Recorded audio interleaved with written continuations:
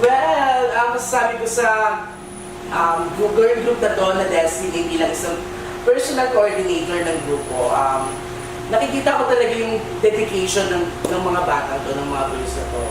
Kasi from the start, is kasama ko na talaga sila. So, iba-iba man yung personality nila, iba-iba yung mga talent na mayroon sila. Kapag pinagsama-sama mo, is talaga namang makakabuo ka ng isang napakagaling na grupo, which is ang Destiny. Kasi bawat ginagawa nilang mga performance, lahat yun galing sa puso at talagang dedicated sila, din yung dedications.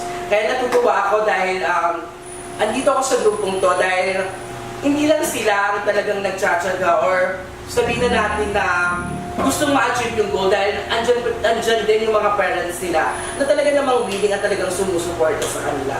So kaya kahit anong mangyari, ilapaglalaban ko itong grupong to dahil naniniwala ako na yung talent na ipapakita nila at maibibigay nila sa mga viewers at saka sa mga fans nila is talaga namang napakaganda at masasatisfied sila.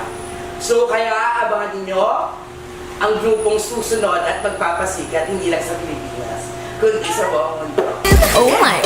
Oh my gosh!